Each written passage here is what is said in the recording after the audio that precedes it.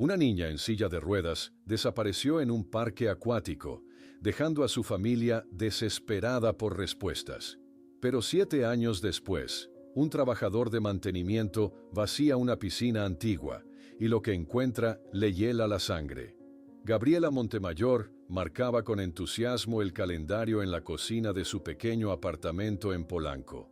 El marcador rojo chirriaba contra el papel mientras dibujaba una gran X sobre el día que acababa de pasar. «Mamá, ¿cuántos días faltan para ir al parque acuático?», preguntó Gabriela, sus intensos ojos castaños brillando con anticipación mientras contaba los días restantes.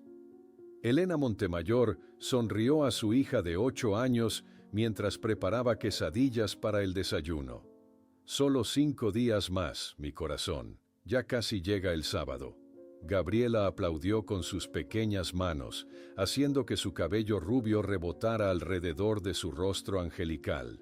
Para cualquier observador, era una niña como cualquier otra, excepto por la silla de ruedas decorada con coloridas calcomanías de mariposas que ella misma había elegido, un recordatorio constante de la distrofia muscular que la confinaba a moverse sobre ruedas en lugar de sus propias piernas. «¿Crees que podré entrar a la piscina de olas?», preguntó Gabriela, como lo había hecho casi cada mañana durante las últimas semanas. «Claro que sí, mi corazón», respondió Elena, colocando una quesadilla caliente frente a su hija. «Tienen sillas especiales para el agua, y tu papá y yo estaremos contigo todo el tiempo». Esa noche, mientras Gabriela dormía, Elena trabajaba incansablemente en su máquina de coser. Sus dedos ágiles adaptaban el nuevo traje de baño con estampado de Frida Kahlo, asegurándose de que fuera fácil de poner y quitar para su hija. Después de 6 meses ahorrando cada peso extra que ganaba cosiendo uniformes escolares y con Ricardo dando clases particulares los fines de semana, finalmente podrían cumplir el sueño de Gabriela, visitar el famoso parque acuático El Rollo, en Morelos, que recientemente había anunciado nuevas instalaciones accesibles para niños con movilidad reducida. A la mañana siguiente, Ricardo Montemayor levantó a su hija en brazos para bajar las 3 plantas del edificio sin ascensor donde vivían. A pesar de ser profesor de matemáticas en una escuela pública, su cuerpo fuerte estaba acostumbrado a esta rutina diaria. «¿Sabes qué, Gaby?», dijo mientras descendían cuidadosamente los escalones. «El parque tiene toboganes especiales donde podrás deslizarte con ayuda. ¿No es emocionante?». Los ojos de Gabriela se iluminaron. «¿De verdad, papá? Será como volar». Finalmente, el 15 de julio de 2016 llegó. La familia Montemayor partió temprano en su viejo Nissan Tsuru, con Gabriela cantando alegremente en el asiento trasero durante todo el viaje de 2 horas.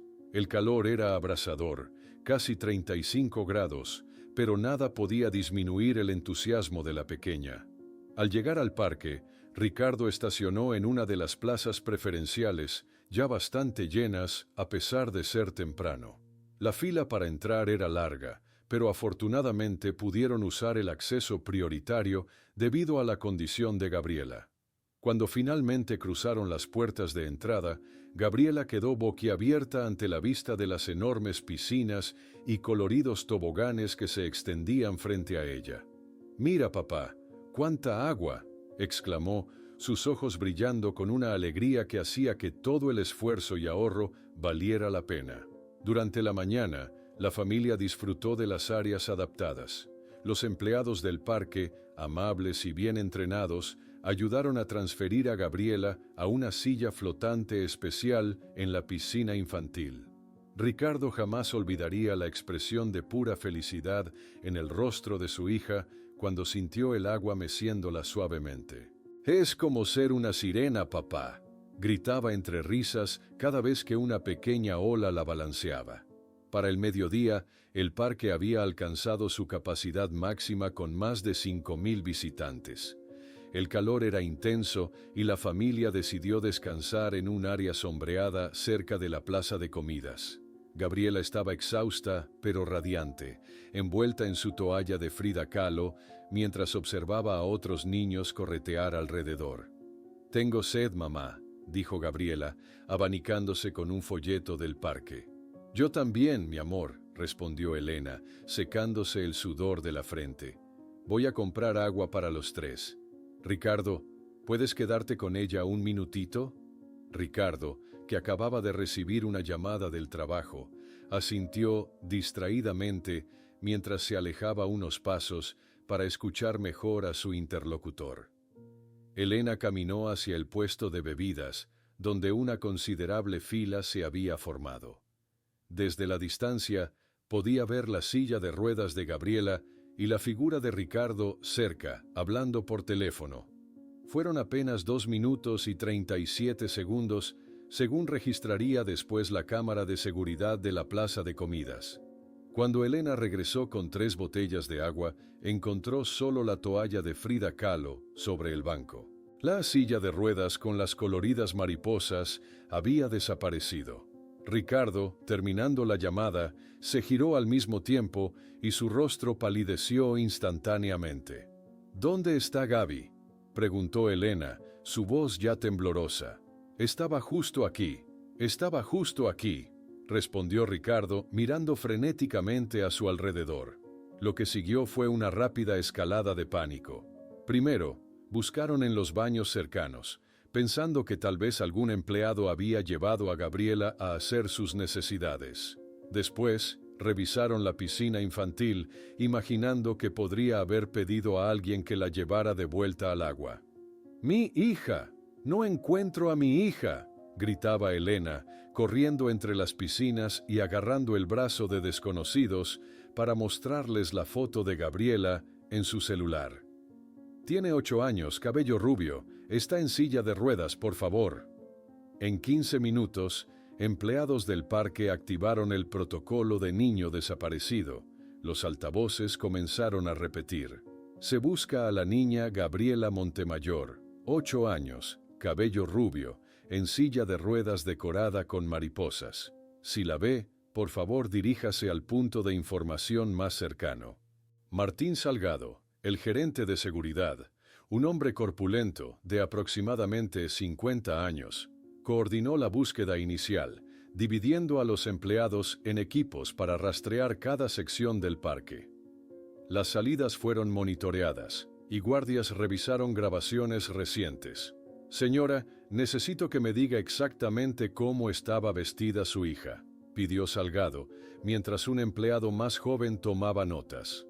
Ella llevaba un traje de baño de Frida Kahlo, una camiseta blanca de protección UV encima y tenía una pulsera de cuentas coloridas que yo misma le hice, respondió Elena, su voz entrecortada por sollozos. «Y el collar con medalla de la Virgen de Guadalupe que le dio su abuela, nunca se lo quita». A las 5:43 de la tarde, la policía de Morelos llegó al parque. El comandante Juárez, un investigador experimentado de la Unidad de Personas Desaparecidas, asumió el caso inmediatamente al percibir la vulnerabilidad de la víctima. «¿Notaron alguna persona sospechosa cerca de su hija?», preguntó Juárez, mientras sus oficiales ya recolectaban testimonios de empleados y visitantes. Elena y Ricardo intentaban desesperadamente recordar cualquier detalle inusual. «Había mucha gente, mucha», murmuró Ricardo, pasándose las manos por el cabello repetidamente en un gesto de desesperación. Mientras la búsqueda se intensificaba, el pequeño apartamento en Polanco permaneció con las luces encendidas hasta el amanecer. Familiares llegaron para ofrecer apoyo. La abuela materna de Gabriela, doña Mercedes, encendió velas para la Virgen de Guadalupe. El cuarto de la niña, con sus paredes decoradas con mariposas que ella misma había pintado en terapia ocupacional, aguardaba un regreso que en ese momento parecía cada vez más distante con cada minuto que pasaba. Mientras los policías continuaban la búsqueda durante la noche y Elena caía de rodillas en el estacionamiento casi vacío, una empleada de limpieza se acercó nerviosamente al comandante Juárez y susurró: «Vi algo extraño cerca de la piscina Laguna Azul esta tarde». una mujer con uniforme del parque empujando esa silla de ruedas con mariposas, pero no parecía ser empleada de verdad. El comandante Juárez escuchó atentamente a la empleada de limpieza, mientras sus ojos cansados se agudizaban con interés renovado. Consuelo Vega, una mujer de mediana edad con uniforme azul desgastado, se sentó nerviosamente en una silla plástica de la oficina administrativa del parque, retorciendo un paño de limpieza entre sus manos. Llevaba el uniforme azul del parque, pero caminaba insegura, como si no conociera bien el lugar, explicó Consuelo, su voz apenas audible. La vi dirigirse hacia el área de servicios con la niña. No pensé nada raro en ese momento, porque llevaba nuestro uniforme. El comandante tomó notas detalladas mientras equipos forenses analizaban meticulosamente la plaza de comidas, el último lugar donde Gabriela fue vista con sus padres. Técnicos en guantes blancos recogían huellas dactilares del banco donde estuvo sentada, fotografiaban la toalla abandonada de Frida Kahlo y medían distancias entre puntos clave. Ricardo observaba el procedimiento en silencio, sus ojos enrojecidos siguiendo cada movimiento de los investigadores como si pudieran materializar a su hija de la nada. Sus hombros caídos contaban la historia de un hombre desmoronándose por dentro. En una oficina cercana, Carlos Méndez, gerente administrativo del parque, mostraba visible incomodidad ante las preguntas incisivas de los investigadores sobre los protocolos de seguridad del personal. Es temporada alta. Tenemos más de 200 empleados temporales. Es imposible controlar todo, dijo, pasándose un pañuelo por la frente sudorosa. Los uniformes están en los vestuarios, pero sinceramente, con tanta gente entrando y saliendo, el comandante Juárez frunció el ceño. Necesito una lista completa de todo el personal que trabajaba hoy, especialmente mujeres, y quiero ver todas las grabaciones de seguridad, sin excepciones. Esa noche, en un pequeño hotel cercano al parque donde la policía había instalado a la familia, Elena organizaba meticulosamente los artículos personales de Gabriela que habían traído para el paseo. Su cepillo de dientes con mango adaptado, un pequeño neceser con sus medicamentos, su pijama favorito de estrellas. Cada objeto colocado con precisión, como preparando el regreso inminente de su hija. Mientras tanto, Ricardo hablaba por teléfono en el balcón, su voz quebrándose ocasionalmente. No sé cuándo podré volver. Mi hija está desaparecida. Hizo una pausa, escuchando. Gracias por entender, director. Avisaré en cuanto sepa algo. Al colgar, Ricardo contempló la noche estrellada sobre Morelos, preguntándose si Gabriela podía ver el mismo cielo desde donde fuera que estuviera. A la mañana siguiente, llegó doña Mercedes, la abuela materna de Gabriela. Apenas traspasó la puerta del hotel, envolvió a su hija en un abrazo feroz. En sus manos temblorosas traía velas y una pequeña imagen de la Virgen de Guadalupe que colocó inmediatamente en la mesita de noche. La Virgencita nos la va a devolver, hija, murmuró, mientras Elena se derrumbaba en lágrimas por primera vez desde la desaparición, como si la presencia de su madre finalmente le permitiera liberar el dolor contenido. En la comisaría de Morelos, el comandante Juárez había transformado una oficina en centro de operaciones. Un mapa detallado del parque acuático cubría una pared completa, con marcadores de colores señalando posibles rutas de escape y áreas ya revisadas. Su equipo discutía teorías, mientras él observaba pensativamente las marcas rojas. La teoría del secuestro gana fuerza, dijo a sus subordinados. Alguien que conocía la rutina del parque se hizo pasar por empleada para ganarse la confianza de la niña. En ese mismo momento, técnicos policiales revisaban exhaustivamente las grabaciones de seguridad del parque. Entre imágenes granuladas y ángulos limitados, finalmente encontraron una secuencia crucial. una figura distante con uniforme azul, empujando lo que parecía ser la silla de ruedas de Gabriela hacia un área de servicio. La calidad era pésima, el rostro irreconocible, pero era la primera evidencia visual del momento del secuestro. «Amplíen esa imagen», ordenó el técnico principal, aunque sabía que mejorar significativamente aquellas imágenes sería imposible con su equipamiento. Esa tarde, Elena y Ricardo enfrentaron su primera conferencia de prensa. Luces cegadoras de cámaras iluminaban sus rostros agotados mientras Elena sostenía firmemente una fotografía de Gabriela, sonriendo en su silla decorada con mariposas.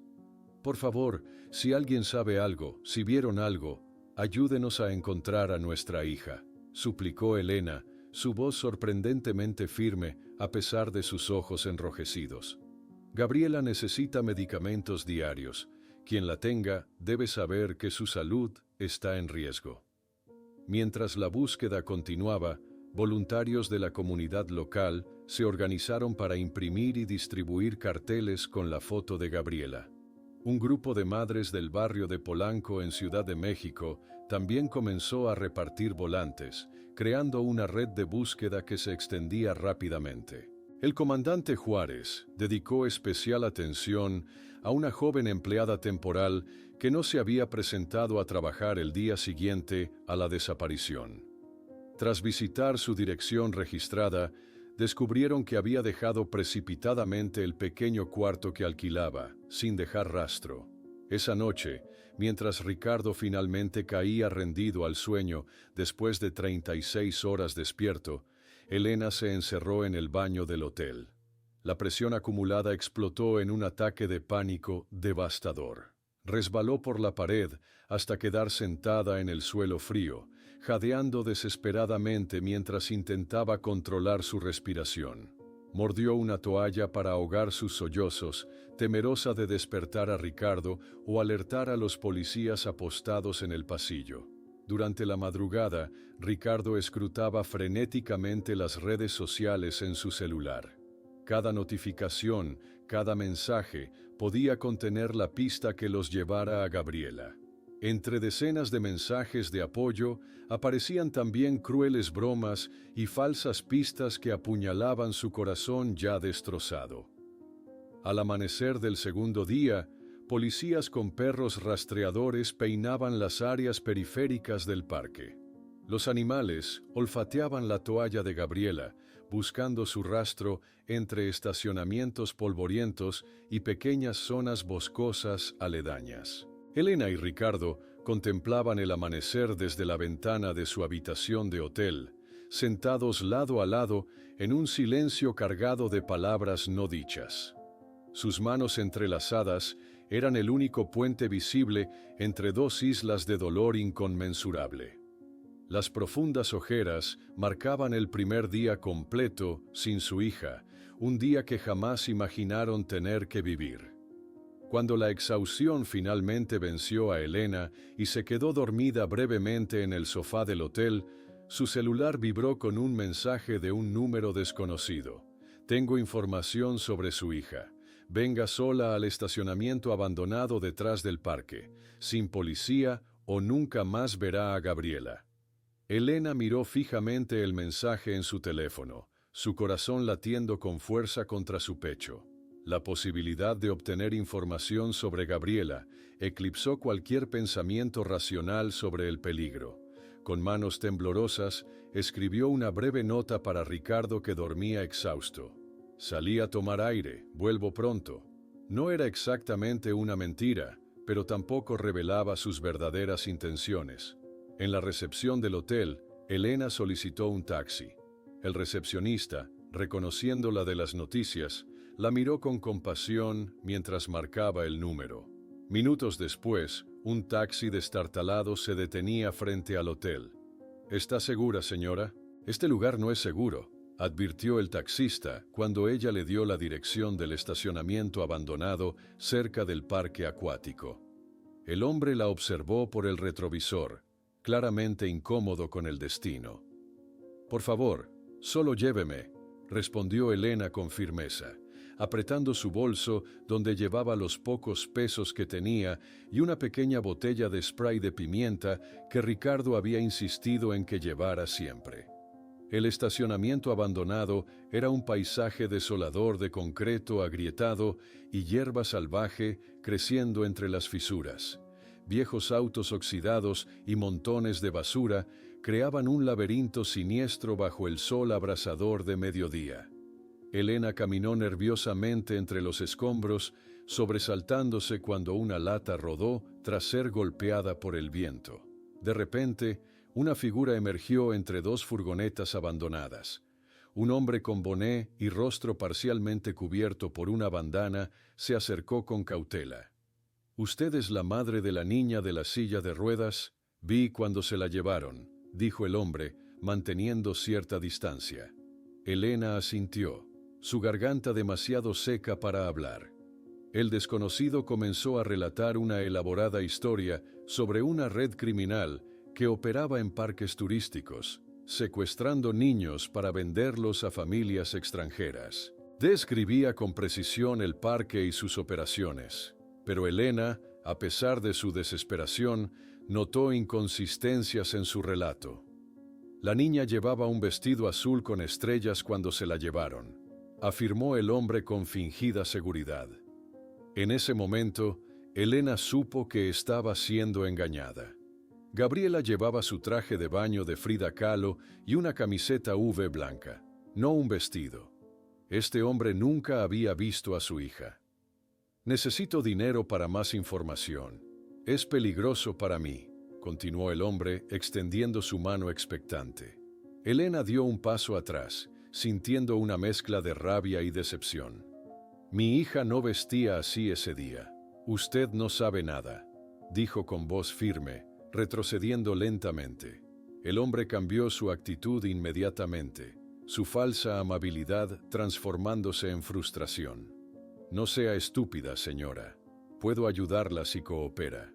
Sin esperar más, Elena giró y corrió hacia la calle principal, escuchando los insultos del estafador detrás de ella. Por suerte, un auto se detuvo cuando ella agitó frenéticamente los brazos. El conductor, un hombre mayor, reconoció su rostro de las noticias y la llevó directamente a la estación de policía más cercana. De vuelta en el hotel, Ricardo estaba furioso. «¿Cómo pudiste ir sola? Podrían haberte lastimado también», gritó, pasando sus manos por su cabello despeinado. Un policía que había acompañado a Elena de regreso permanecía incómodamente en la puerta. El comandante Juárez llegó poco después, su expresión una mezcla de preocupación y resignación.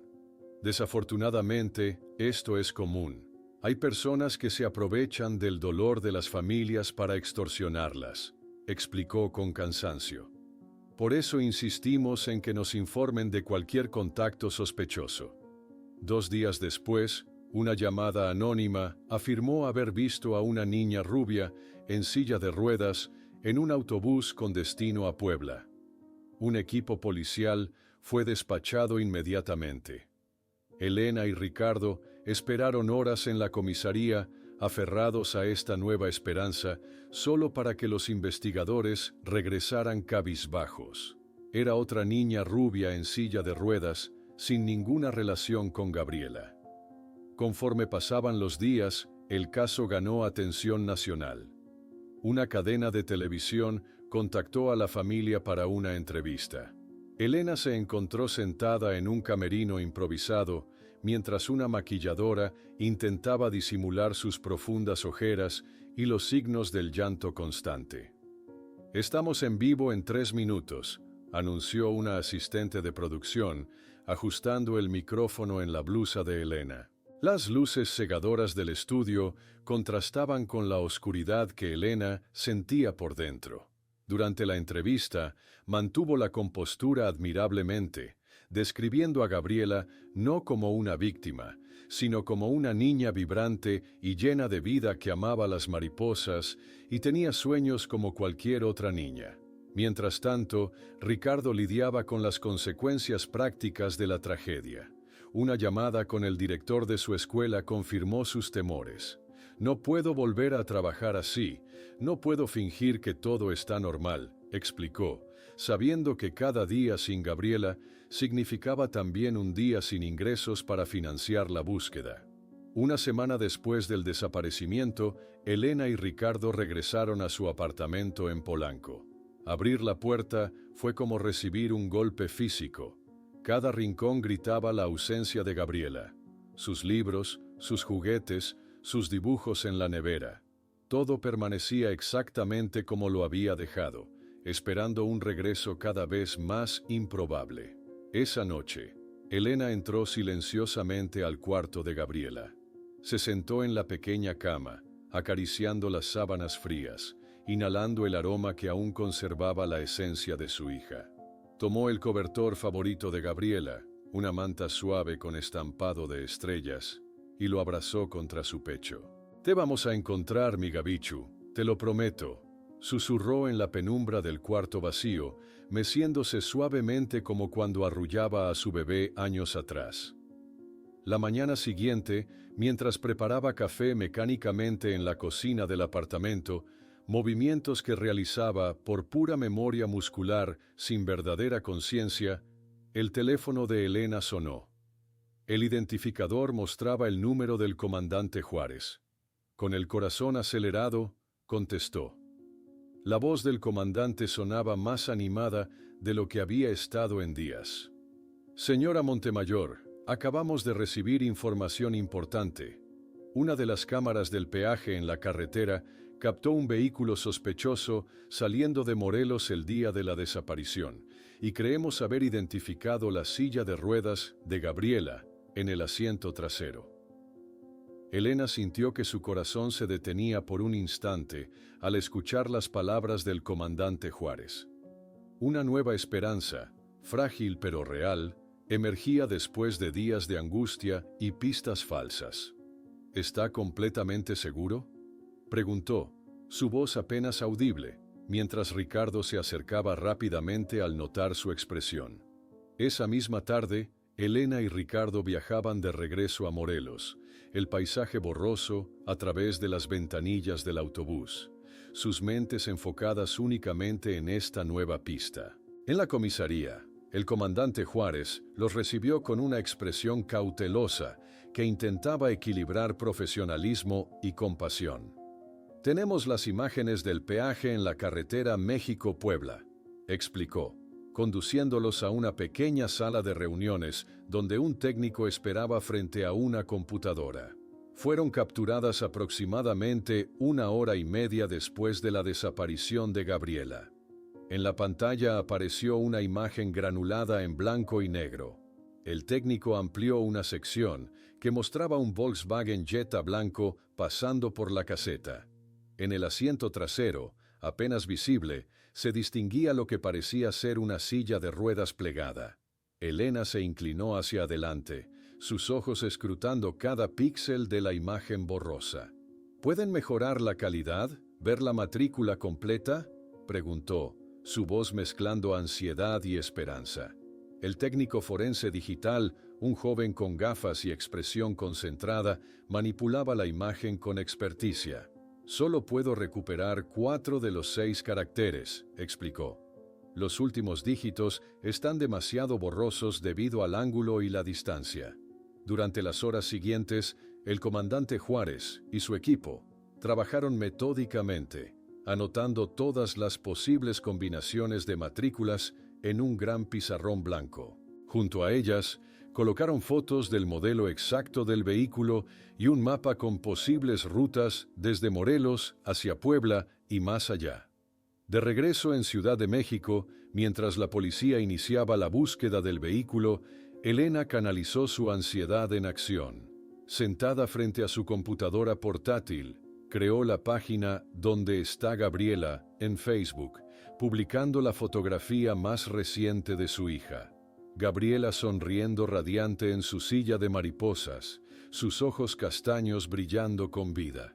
«Mi hija Gabriela Montemayor desapareció el 15 de julio en el parque acuático El Rollo en Morelos», escribió Elena, sus dedos temblando ligeramente sobre el teclado.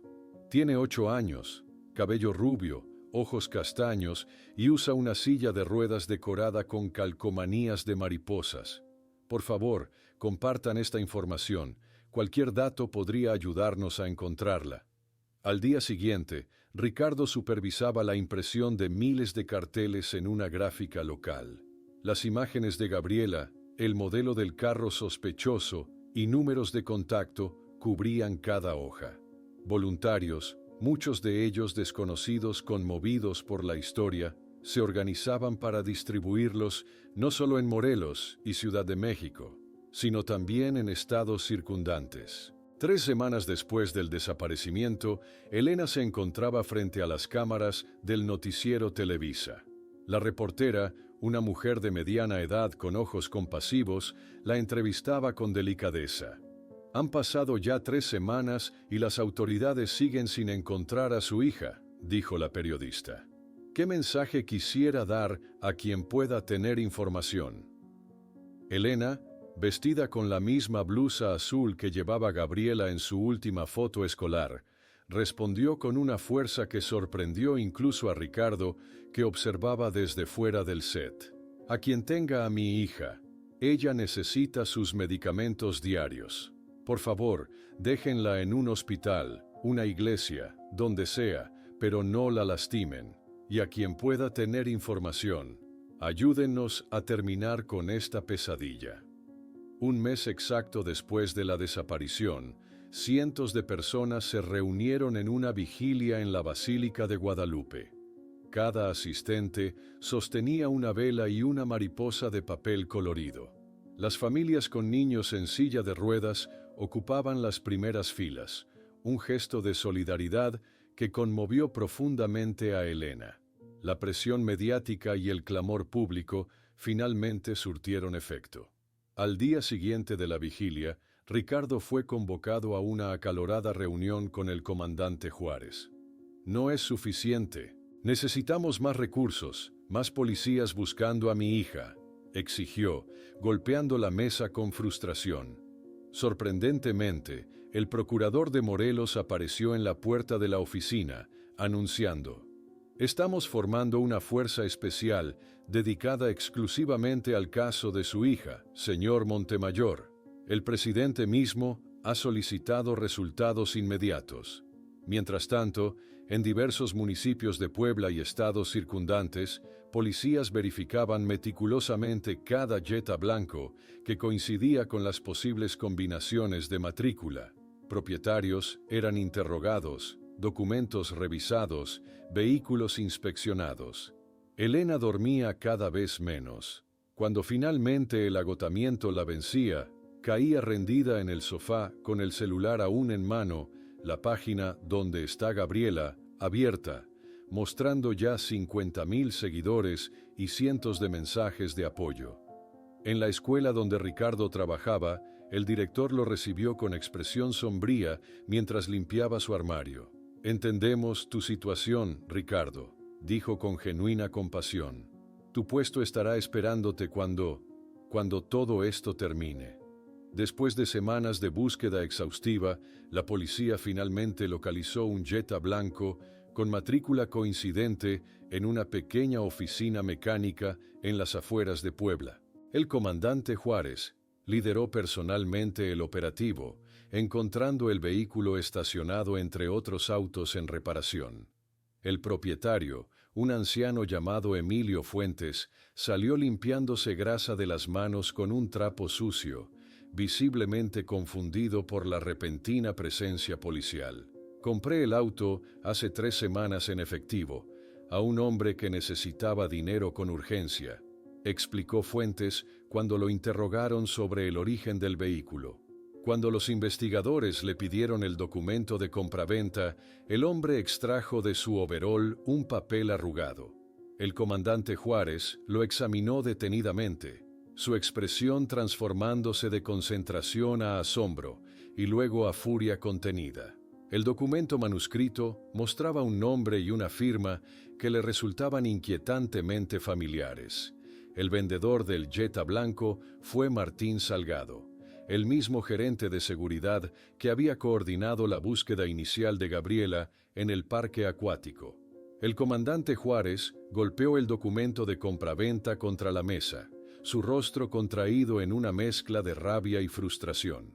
Los oficiales presentes se sobresaltaron con el sonido repentino. ¿Cómo es posible que no verificamos antes a los propios empleados del parque?, exclamó, pasando sus dedos por el cabello entrecano. Salgado estuvo con nosotros durante toda la búsqueda inicial, sugiriendo áreas para revisar, coordinando al personal, y todo el tiempo pudo haber sido él. Inmediatamente, el comandante movilizó un equipo táctico hacia la residencia de Martín Salgado, en un barrio de clase media de Cuernavaca. Los vehículos policiales rodearon una casa modesta de 2 plantas con jardín descuidado y pintura desconchada. Los oficiales, con chalecos antibalas y armas desenfundadas, se posicionaron estratégicamente. «Policía de Morelos, Martín Salgado, salga con las manos en alto», gritó el oficial al mando a través de un megáfono. El eco rebotó entre las casas vecinas, atrayendo miradas curiosas desde las ventanas cercanas. Tras repetidos llamados sin respuesta, y con la orden judicial en mano, los agentes forzaron la entrada. El interior de la casa revelaba signos inconfundibles de una partida apresurada. Cajones a medio cerrar, ropa tirada sobre la cama, la puerta del armario abierta, mostrando perchas vacías. Un plato con restos de comida en la mesa indicaba que Salgado había huido recientemente, quizás advertido por algún cómplice dentro de la investigación. Los técnicos forenses comenzaron a procesar meticulosamente la vivienda. Entre los escasos objetos personales que quedaban, un investigador encontró una fotografía enmarcada que llamó su atención. Salgado más joven, con uniforme militar, posando orgullosamente con lo que parecía ser su unidad. «Comandante, debería ver esto», llamó el investigador. Según su expediente laboral, Salgado nunca mencionó servicio militar. En el hotel donde se hospedaban Elena y Ricardo, el comandante Juárez les informó personalmente sobre el inesperado giro en la investigación. Elena se aferró al borde de la mesa con tanta fuerza que sus nudillos se tornaron blancos. ¿El hombre que supuestamente nos estaba ayudando a buscarla?, preguntó con voz estrangulada, la traición añadiendo una nueva capa de horror a su pesadilla. Ricardo permaneció en silencio, su mirada perdida en algún punto indefinido de la habitación, como si estuviera procesando internamente la información. De regreso en la comisaría, un equipo especializado revisaba exhaustivamente el historial de Martín Salgado. Lo que encontraron resultó alarmante. Bajo el nombre Francisco Herrera, Salgado había trabajado en 3 establecimientos turísticos donde ocurrieron significativas pérdidas de dinero y acusaciones de fraude. En cada caso, había desaparecido antes de que las investigaciones concluyeran. El comandante Juárez interrogó nuevamente a Carlos Méndez, el gerente administrativo del parque, esta vez con tono mucho más severo. ¿Verificaron sus antecedentes antes de contratarlo?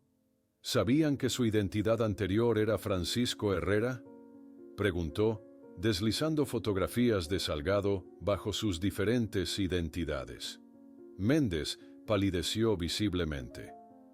Presentó referencias excelentes, nunca imaginamos. Mientras tanto, los investigadores entrevistaban a todos los empleados del parque acuático. Una joven de la taquilla proporcionó información reveladora. Después de que empezó la búsqueda de la niña, lo vi hablando muy alterado por teléfono detrás de la oficina. Relató, nerviosa por implicar a su superior. Decía algo como, ya está hecho, y nadie sabrá nada. Pensé que hablaba de algún problema administrativo. Con cada nuevo testimonio, el cerco se estrechaba alrededor de Salgado. La policía localizó un apartamento anterior que había alquilado cerca del parque acuático. Los vecinos recordaban un comportamiento peculiar. Recibía visitas extrañas, siempre de noche. comentó una anciana que vivía en el apartamento contiguo. Coches caros, personas que nunca saludaban, no parecían amigos normales. La prensa no tardó en enterarse del nuevo sospechoso. Una rueda de prensa convocada por la Procuraduría se convirtió en un caos de gritos y preguntas lanzadas simultáneamente. El procurador, visiblemente incómodo, intentaba mantener la compostura. La investigación está en curso. No podemos compartir detalles que podrían comprometer la búsqueda. Estamos siguiendo todas las pistas disponibles. En su apartamento, Elena lloraba desconsoladamente en brazos de su madre. La incertidumbre de no saber si Gabriela estaba viva, si estaba sufriendo, resultaba insoportable. ¿Y si la lastimó mamá? ¿Y si mi Gabichu está sufriendo todo este tiempo? Sollozaba, mientras doña Mercedes la mecía suavemente, como cuando era niña. Ricardo, incapaz de presenciar el dolor de Elena, se había refugiado en el cuarto de Gabriela. Sentado en el pequeño escritorio donde su hija solía dibujar, sostenía una de sus muñecas Lele, observando sus grandes ojos pintados, tan parecidos a los de su hija. Su rostro contraído luchaba contra las lágrimas, que finalmente vencieron, rodando silenciosamente por sus mejillas. En la comandancia, Juárez mantenía una reunión tensa con su equipo y el procurador. El tiempo jugaba en contra, y la presión política aumentaba con cada hora sin resultados. «Tenemos que encontrarlo antes de que cruce la frontera o desaparezca para siempre», sentenció, señalando un mapa con posibles rutas de escape. «Alerten a todas las terminales de autobuses, aeropuertos y puestos fronterizos. Su cara debe estar en todas partes».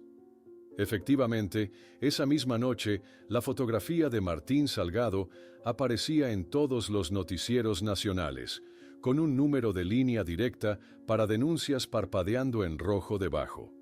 La cacería nacional había comenzado oficialmente. Entre los escasos documentos encontrados en la casa de Salgado, una joven oficial descubrió algo que podría ser crucial: un recibo de pago reciente de un almacén de self-storage en las afueras de Cuernavaca. La oficial llevó inmediatamente el documento a su superior. Cuando la policía forzó la entrada de la unidad de almacenamiento alquilada por Salgado, encontraron un espacio prácticamente vacío, excepto por un objeto cubierto con una lona en el centro del pequeño recinto. Al retirarla, el comandante Juárez y su equipo quedaron en silencio absoluto. Era la inconfundible silla de ruedas decorada con mariposas coloridas de Gabriela, con manchas oscuras que parecían ser de sangre seca en el tapizado.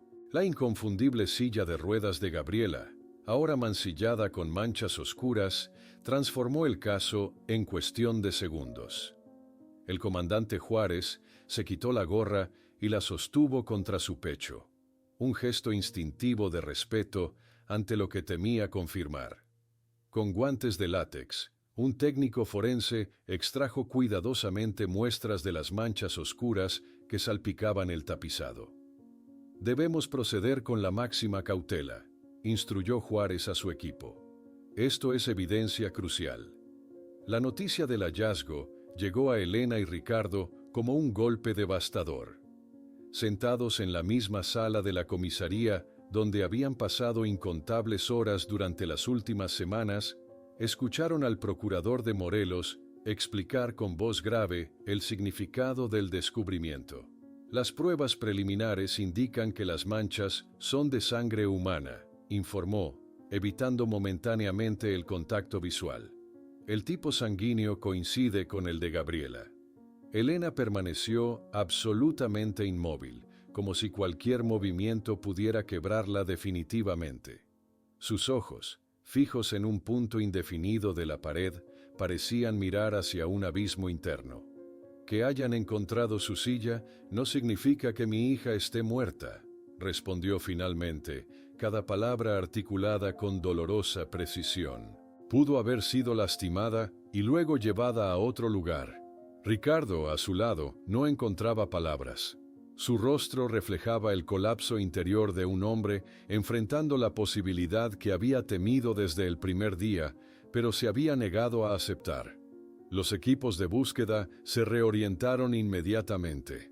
Canes especializados en la localización de restos humanos fueron desplegados en zonas remotas cercanas a la casa y los lugares frecuentados por Salgado.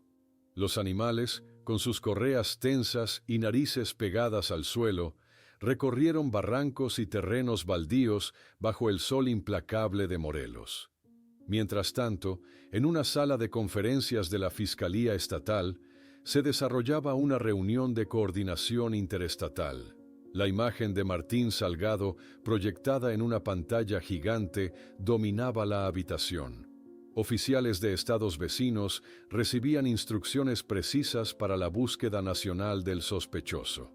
Consideramos que podría intentar cruzar a Guatemala o Belice, explicaba el coordinador federal, señalando puntos específicos en un mapa fronterizo. Todas las terminales y pasos fronterizos están en alerta máxima. En el laboratorio forense, un especialista en análisis de accidentes examinaba meticulosamente la silla de ruedas bajo potentes lámparas. Sus dedos enguantados recorrían las dobladuras anormales en la estructura metálica, documentando cada hallazgo con fotografías detalladas. Esto no es un daño por uso normal, explicó cuando el comandante Juárez solicitó su opinión preliminar. Sufrió un impacto muy fuerte, consistente con una caída desde altura considerable o un golpe directo con un objeto pesado. Esta información llevó al comandante Juárez y su equipo de regreso al parque acuático, ahora parcialmente cerrado debido al escándalo. Con una mirada renovada, se concentraron en la zona aislada conocida como Laguna Azul, una de las atracciones más antiguas que permanecía cercada con tablones desgastados y cintas de «Prohibido el paso». Un ex empleado de mantenimiento, convencido tras horas de interrogatorio, finalmente compartió información crucial. La noche de la desaparición, varios de nosotros fuimos llamados para un trabajo especial en la Laguna Azul, confesó nerviosamente, su mirada fija en sus propias manos temblorosas. Nos pagaron extra para no hacer preguntas.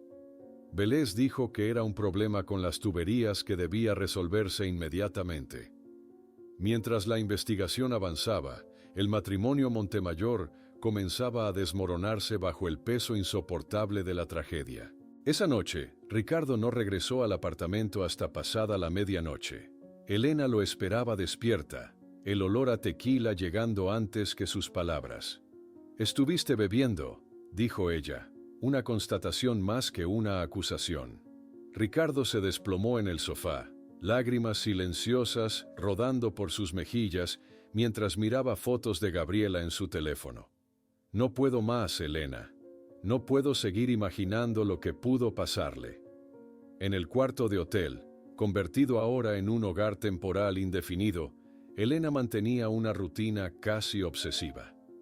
Cada noche, reorganizaba meticulosamente las pertenencias de Gabriela, sus pequeños zapatos alineados perfectamente, su cepillo de pelo exactamente en el centro de la mesita, su ropa doblada por colores, como si la perfección de estos objetos pudiera de alguna manera proteger a su dueña, donde quiera que estuviera.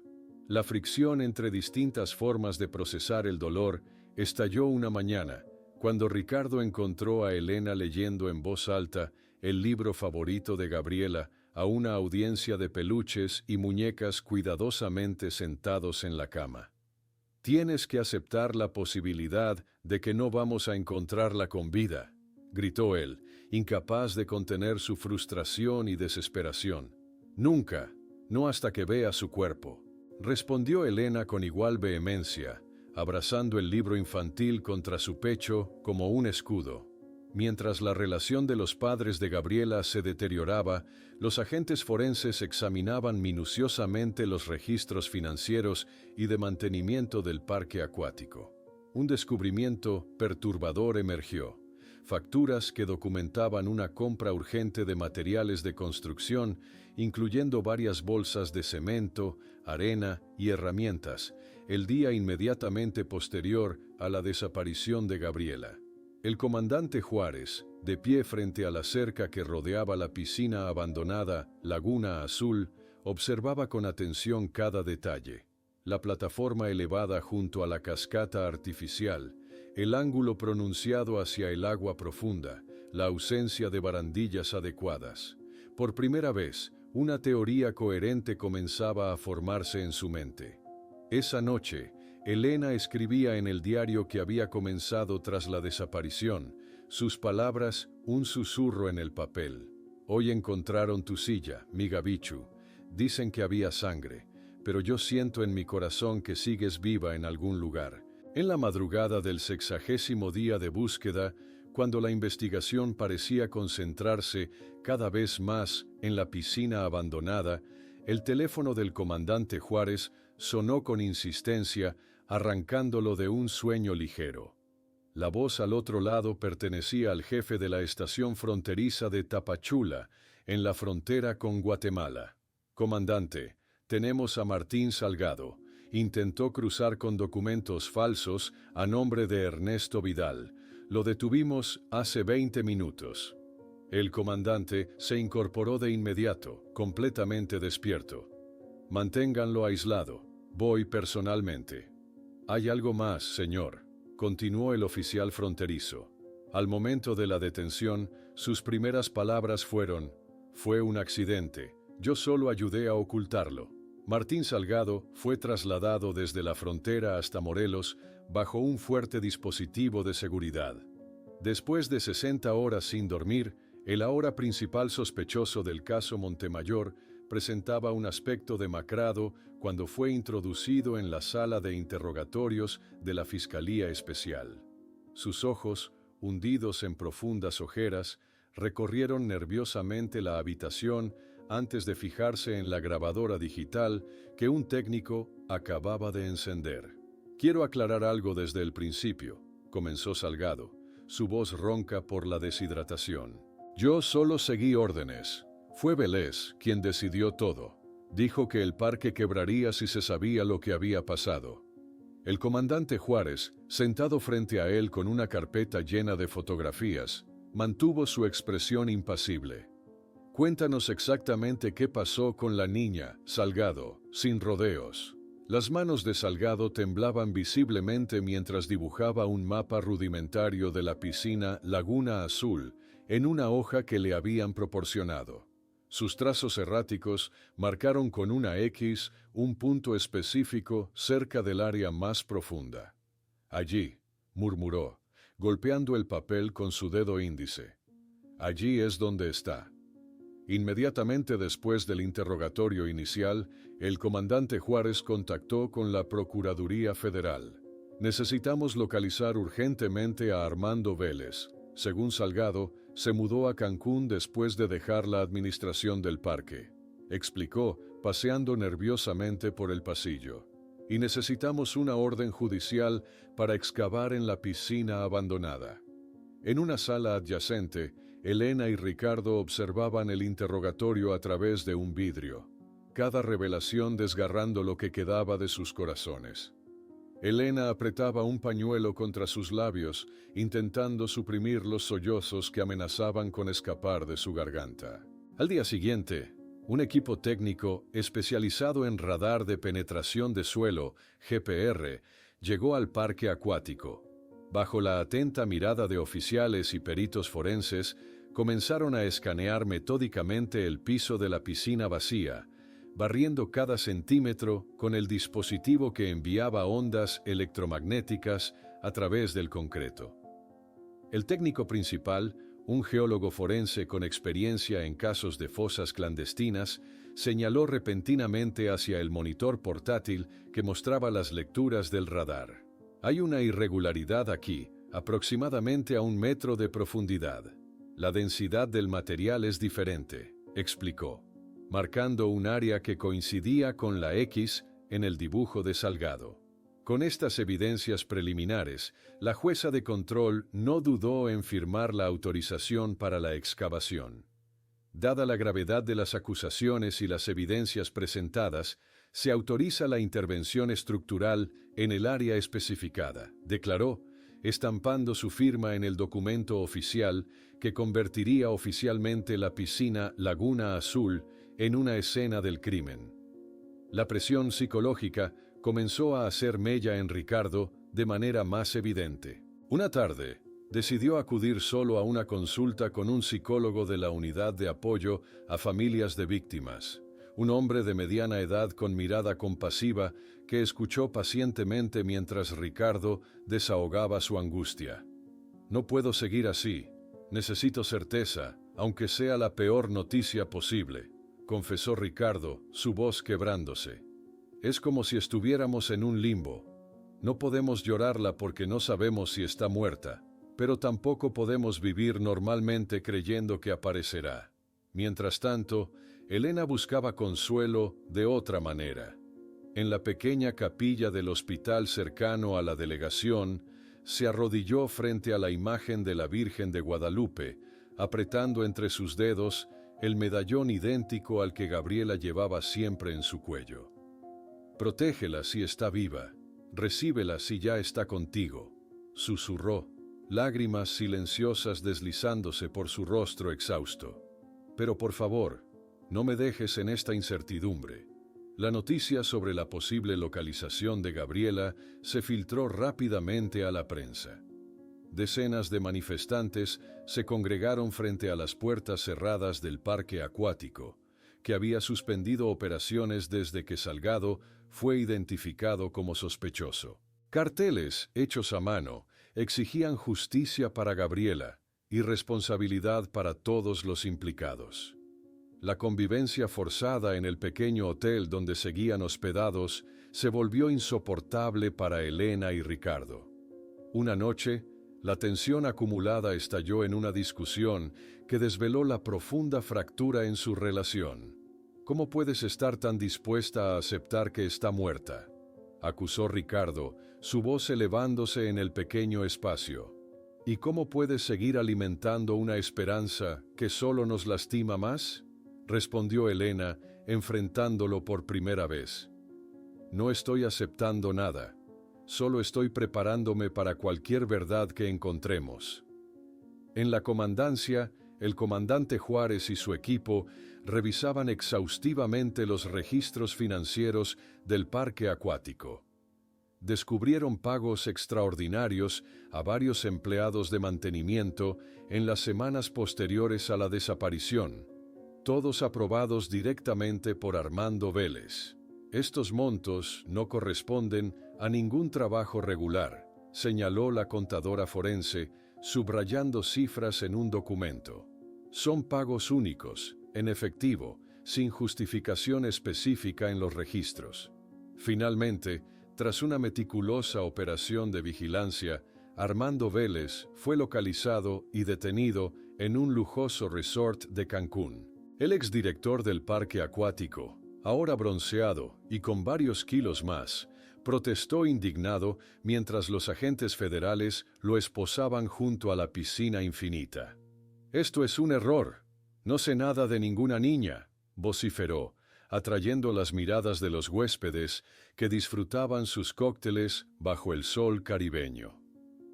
En la mañana programada para la excavación de la piscina, un despliegue impresionante de vehículos oficiales y equipo forense se concentraba en el parque acuático. Periodistas y cámaras de televisión se agolpaban en los alrededores mientras técnicos en trajes blancos preparaban el área para el procedimiento. Ricardo llegó temprano, esperando encontrarse con Elena para enfrentar juntos el momento más difícil de sus vidas. Al no verla en el punto de encuentro acordado, regresó apresuradamente al hotel. La habitación estaba vacía, la cama intacta. Sobre la almohada, un papel doblado con su nombre escrito en la letra inconfundible de Elena. Con manos temblorosas, Ricardo desdobló la nota y leyó las palabras que revelaban la fragilidad final de su esposa. No puedo estar allí cuando la encuentren. Perdóname. Mientras oficiales de policía rastreaban los santuarios y hospitales cercanos en busca de Elena, Ricardo permanecía inmóvil, la nota arrugada en su mano. No podía culparla. Él mismo había contemplado huir más de una vez en las últimas semanas. El peso de enfrentar la realidad resultaba casi insoportable. «La encontramos», informó un oficial joven, interrumpiendo sus pensamientos. «Está en la Basílica de Guadalupe». Elena había buscado refugio en el único lugar donde sentía que podría encontrar la fuerza necesaria para lo que vendría. Arrodillada en un rincón discreto del templo, mantenía la cabeza inclinada mientras una anciana religiosa se sentaba silenciosamente a su lado, ofreciéndole una presencia reconfortante sin palabras innecesarias. «No puedo ver lo que van a encontrar», susurró Elena cuando Ricardo finalmente llegó a su lado. «Sí es ella. Sí está», Ricardo asintió, comprendiendo perfectamente. «Te llevaré de regreso cuando todo haya terminado», prometió, tomando suavemente su mano. Mientras tanto, en el parque acuático, la operación había comenzado al amanecer. Técnicos forenses en trajes blancos completos trabajaban metódicamente, retirando primero la vegetación salvaje que había crecido alrededor de la piscina abandonada. Pequeñas palas y cepillos, herramientas propias de arqueólogos, se utilizaban para retirar con precisión cada capa de sedimento. «Vamos con extrema precaución», explicó el técnico forense principal a los oficiales presentes. «Cualquier evidencia debe ser documentada exactamente en su posición original». El sol ascendía lentamente en el cielo, intensificando el calor que pronto se volvió sofocante. Los técnicos, sudando profusamente bajo sus trajes protectores, continuaban su labor meticulosa. Fue cerca del mediodía cuando uno de ellos notó algo inusual en la textura del concreto. Esta sección fue añadida posteriormente y el trabajo fue apresurado, señaló, indicando una diferencia sutil en el color y la textura de una área rectangular de aproximadamente 2 metros cuadrados. La noticia de que habían encontrado una anomalía en la piscina se propagó rápidamente. Ricardo recibió la llamada mientras esperaba con Elena en una pequeña cafetería cercana a la basílica. Su rostro palideció visiblemente al escuchar los detalles, provocando que Elena le arrebatara el teléfono. «¿Qué encontraron?», preguntó directamente, su voz sorprendentemente firme. «Una sección de concreto más reciente, exactamente donde Salgado indicó», respondió el comandante Juárez. «Estamos procediendo con la remoción controlada». Mientras los técnicos comenzaban a perforar cuidadosamente el perímetro de la sección identificada, llegó una sorpresa inesperada. Ricardo recibió una llamada de un número desconocido. Era su excompañero de la escuela, avisándole que acababa de ver en las noticias sobre la excavación. «¿Necesitas que vaya?», preguntó la voz al otro lado del teléfono. «Puedo tomar el primer vuelo a Ciudad de México». «Gracias, pero no es necesario», respondió Ricardo, aunque secretamente agradecía saber que no estaban completamente solos. A media tarde, con el calor en su punto máximo, los técnicos forenses finalmente consiguieron remover la capa superficial de concreto. Lo que encontraron debajo provocó un silencio sepulcral en toda el área. Envuelto en lonas plásticas cuidadosamente selladas, yacía un pequeño bulto cuya forma era inconfundible. «Contacten inmediatamente al médico forense», ordenó el comandante Juárez, su voz quebrada por primera vez desde que había asumido el caso. «Y preparen a los padres». Ricardo insistió en estar presente durante la exhumación, a pesar de las advertencias sobre el impacto psicológico que podría causarle. Elena, por su parte, permaneció en la capilla del hospital cercano, rodeada por familiares que habían acudido al conocer la noticia. Con extremo cuidado, el equipo forense extrajo el bulto envuelto en plásticos. Al remover la primera capa protectora, quedó visible un traje de baño con la inconfundible imagen de Frida Kahlo. Ricardo cayó de rodillas, un grito ahogado escapando de su garganta mientras los oficiales lo sostenían para evitar que se desplomara completamente. «Es ella», confirmó entre sollozos. «Es mi Gabichu». El médico forense, tras un examen preliminar realizado allí mismo debido a las condiciones de preservación del cuerpo, pudo ofrecer un pequeño consuelo entre tanta tragedia. Sufrió un trauma craneal severo, consistente con una caída desde altura considerable, explicó con tono profesional pero compasivo. La muerte habría sido instantánea o casi instantánea. No sufrió, señor Montemayor. Entre los pequeños objetos recuperados junto al cuerpo, uno provocó especial conmoción. El collar con la medalla de la Virgen de Guadalupe permanecía intacto alrededor del pequeño cuello. Junto a él, la pulsera de cuentas coloridas que Elena había confeccionado con tanto amor, y sorprendentemente, la pulsera de ingreso al parque aún firme en su muñeca. Cuando Ricardo finalmente regresó para informar a Elena, no fueron necesarias palabras. Su expresión devastada lo decía todo. Elena simplemente asintió, como si una parte de ella siempre hubiera sabido que este sería el desenlace. ¿Sufrió?, preguntó con voz apenas audible. No, respondió Ricardo, repitiendo lo que el médico le había asegurado. Fue rápido, no sintió dolor. El caso dio un giro dramático 3 días después del descubrimiento. Martín Salgado, enfrentando múltiples cargos y presionado por la evidencia abrumadora, finalmente decidió cooperar completamente a cambio de beneficios en su sentencia. Su declaración detallada abriría finalmente la puerta a toda la verdad detrás del caso que había mantenido en vilo a México durante 7 años. Fue un accidente, comenzó Salgado, sentado en una sala de interrogatorio de la Procuraduría General, sus manos esposadas sobre la mesa metálica. Un terrible accidente que decidimos encubrir. Lorena Méndez, escoltada por 2 agentes federales, entró al edificio de la Procuraduría con el rostro parcialmente cubierto por un pañuelo. Los 7 años transcurridos desde aquel fatídico día en el parque acuático habían transformado a la joven de 19 años en una mujer de 26, cuyo rostro reflejaba un cansancio vital que iba mucho más allá de su edad. Las ojeras profundas y las líneas prematuras alrededor de sus ojos contaban la historia de noches interminables plagadas de pesadillas. El fiscal especial había acondicionado una sala de declaraciones con equipos de grabación profesional. Este testimonio sería fundamental para cerrar definitivamente el caso que había conmocionado a México durante 7 largos años. Lorena se sentó frente a las cámaras, sus manos temblorosas aferrándose a un vaso de agua que apenas podía sostener sin derramar.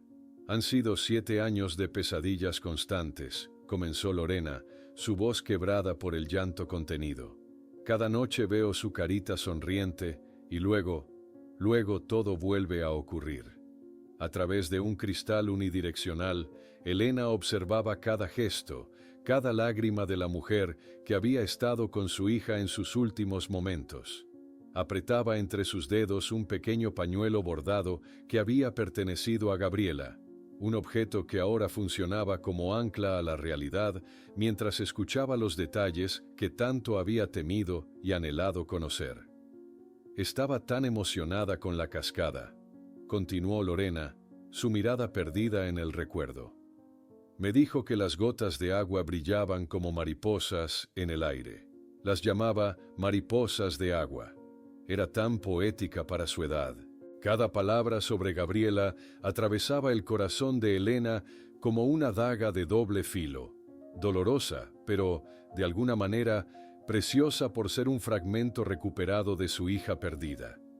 El relato de Lorena avanzaba con dolorosa precisión hacia el momento fatal. Me distraje solo un segundo para responder a otro empleado. Cuando volteé, la silla ya estaba deslizándose hacia el borde, explicó, su cuerpo entero temblando al revivir el instante. Corrí, estiré mi mano, pero estaba demasiado lejos. La silla cayó y escuché. Un sollozo interrumpió su declaración. El fiscal le ofreció unos minutos para recomponerse, pero Lorena insistió en continuar. Necesitaba expulsar la verdad que había carcomido su alma durante 7 años. Con voz entrecortada, Lorena detalló el pánico posterior al accidente. Había corrido desesperadamente en busca de ayuda, encontrando a Salgado quien, en vez de llamar a servicios médicos, contactó directamente a Vélez. La decisión de ocultar el accidente se había tomado en cuestión de minutos, antes siquiera de verificar si la pequeña podía ser reanimada. Vélez me dio 50,000 pesos y un boleto de autobús a Chiapas, relató Lorena, mostrando en su rostro la marca indeleble que el soborno había dejado en su conciencia. Me dijo que si hablaba, me acusarían de homicidio culposo por negligencia, que nadie creería que fue un accidente porque yo no debía estar allí con ella. En la sala de observación, Ricardo había llegado y se situaba ahora junto a Elena, manteniendo una distancia prudencial que reflejaba la fractura irreparable de su relación. Ambos, sin embargo, compartían el mismo dolor lacerante al escuchar cómo habían muerto las esperanzas que alimentaron durante 7 años. Después del testimonio de Lorena, Ricardo se reunió con el abogado que representaría a la familia en la demanda civil contra el parque acuático y sus administradores. En un despacho austero con vistas al centro de la ciudad, discutían las implicaciones legales del caso. No se trata de dinero, afirmó Ricardo con determinación. Se trata de justicia y responsabilidad. Quiero que paguen por cada día que nos mantuvieron buscándola, sabiendo dónde estaba. Mientras tanto, un equipo de ingenieros y peritos examinaba detalladamente la plataforma de la cascada en la piscina Laguna Azul. Con instrumentos de precisión, documentaban la inclinación peligrosa del suelo y la ausencia total de barreras de seguridad que habrían impedido que una silla de ruedas se deslizara al vacío. En la oficina del Ministerio Público, la fiscal a cargo revisaba los cargos que se presentarían formalmente contra todos los implicados. Ocultamiento de cadáver, obstrucción de justicia, negligencia criminal, conspiración. Enumeraba mientras organizaba los expedientes sobre su escritorio. Esa tarde, Elena regresó sola al apartamento en Polanco. Con pasos lentos, como si caminara por un campo minado emocional, entró al cuarto intocado de Gabriela. La habitación, preservada exactamente como estaba 7 años atrás, ya no era un santuario de esperanza, sino un mausoleo de recuerdos. Sus dedos rozaron los libros alineados perfectamente, los juguetes dispuestos como si esperaran ser usados en cualquier momento. Ricardo, por su parte, mantenía una videollamada con su actual esposa en Guadalajara. Su rostro reflejaba el agotamiento absoluto de alguien que ha completado un maratón emocional. «Tengo que estar presente para el funeral y el juicio», explicaba, frotándose los ojos enrojecidos. «Te prometo que volveré en cuanto pueda». 3 días después, Elena y Ricardo se encontraron en la funeraria. El silencio incómodo entre ellos contrastaba con el bullicio administrativo a su alrededor, mientras elegían un pequeño ataúd blanco decorado con delicadas mariposas pintadas a mano que les recordaba dolorosamente las calcomanías que habían adornado la silla de ruedas de Gabriela. En un gesto de inesperada compasión, el médico forense entregó personalmente a Elena el medallón de la Virgen de Guadalupe que había sido recuperado del cuerpo. Estaba perfectamente preservado junto a ella, explicó con suavidad, como si la hubiera protegido todos estos años.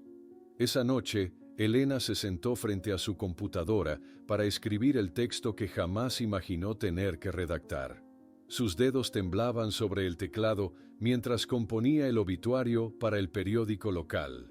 Gabriela Montemayor, nuestra niña de las mariposas, finalmente ha encontrado paz después de 7 años.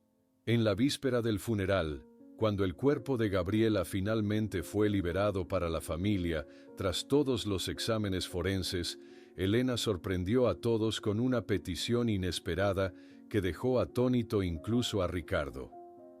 Quiero hablar a solas con Lorena Méndez. Necesito que la persona que estuvo con mi hija, en sus últimos momentos, me cuente todo, cada detalle, cada palabra que dijo mi Gabichu antes de irse. La solicitud de Elena dejó a todos los presentes sin palabras. El comandante Juárez intercambió miradas de preocupación con el fiscal antes de asentir lentamente. Organizaré el encuentro para mañana temprano, antes del funeral, prometió, reconociendo el derecho de una madre a conocer los últimos momentos de su hija. A la mañana siguiente, en una pequeña sala privada de la funeraria, Elena esperaba sentada junto a una ventana que dejaba entrar la suave luz del amanecer. Cuando la puerta se abrió, Lorena Méndez entró con pasos vacilantes, escoltada por un oficial que se retiró discretamente. La tensión en el ambiente podía cortarse con un cuchillo mientras ambas mujeres se miraban en silencio, conectadas por una tragedia que había definido sus vidas durante 7 largos años. Gracias por venir, comenzó Elena con voz sorprendentemente serena. Sé que esto no es fácil para ti tampoco. Lorena, inicialmente incapaz de sostener la mirada de Elena, asintió levemente. No sé por dónde empezar, confesó, sus manos retorciéndose nerviosamente sobre su regazo. Por el principio, respondió Elena. Quiero saber cómo estaba ella, qué decía, si sonreía. Necesito poder imaginar esos últimos momentos. Tomando un profundo respiro, Lorena comenzó a hablar, su voz ganando firmeza a medida que los recuerdos fluían. Ella estaba tan feliz ese día. Me dijo que era el mejor día de su vida porque había podido nadar como las otras niñas.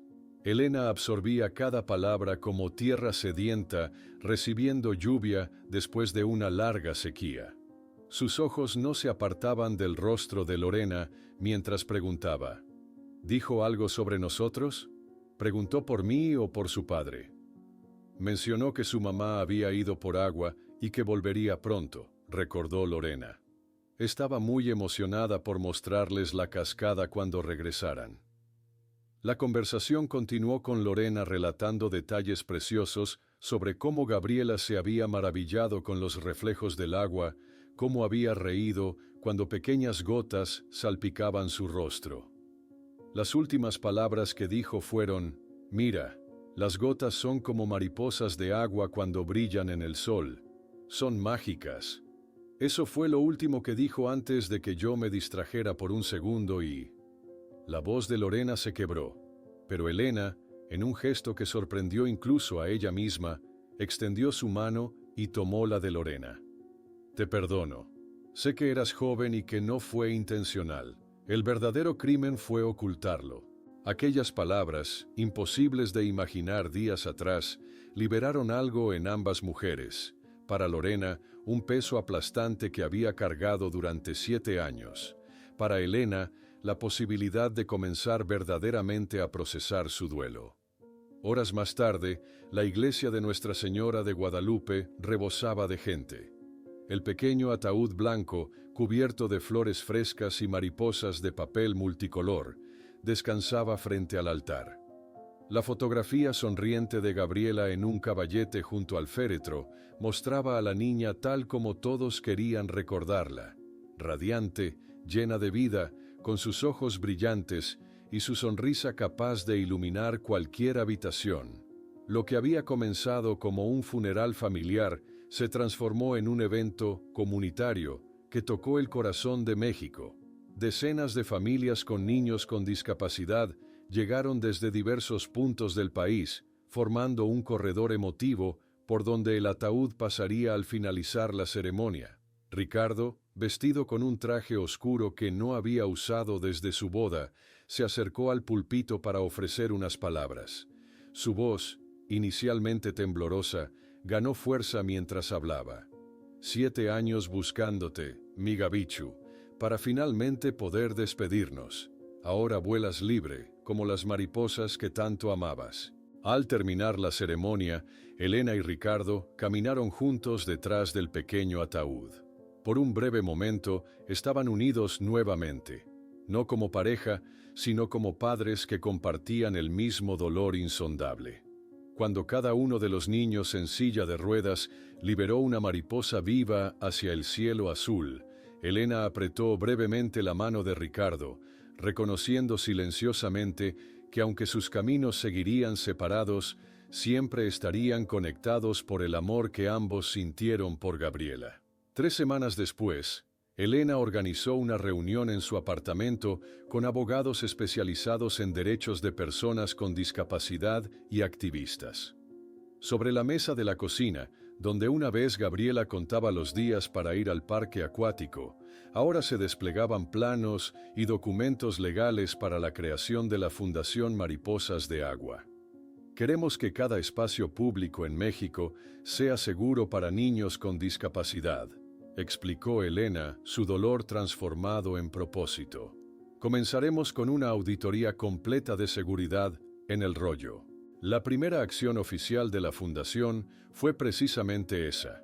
Un equipo de expertos recorrió cada rincón del parque acuático, ahora bajo nueva administración, identificando y documentando fallas de accesibilidad y seguridad que podrían poner en riesgo a visitantes vulnerables.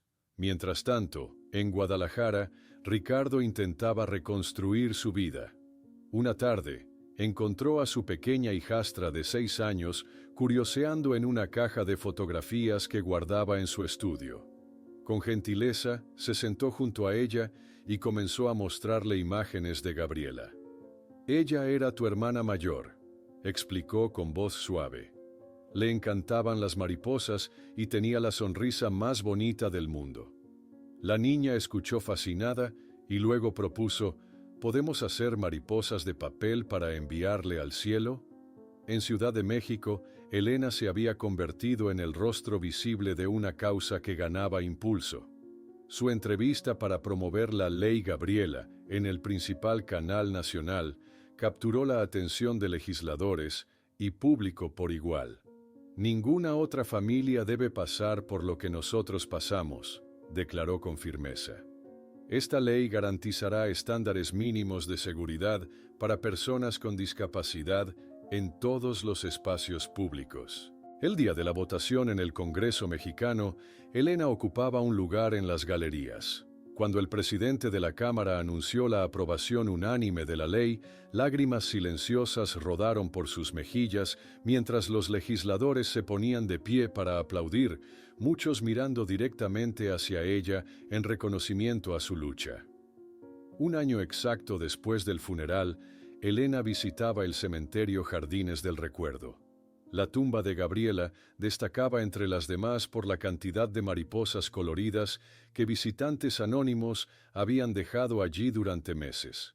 Con delicadeza, Elena colocó sobre la lápida una pequeña silla de ruedas de juguete decorada con mariposas que había confeccionado a mano junto al libro favorito de su hija. Mientras se alejaba por el sendero de grava, Elena notó a una niña en una moderna silla de ruedas que la observaba tímidamente desde la distancia. Al acercarse, reconoció en aquella mirada curiosa el mismo brillo que una vez iluminó los ojos de Gabriela. La niña sonrió y dijo: «Mi mamá dice que gracias a tu hija, ahora los parques son más seguros para niñas como yo».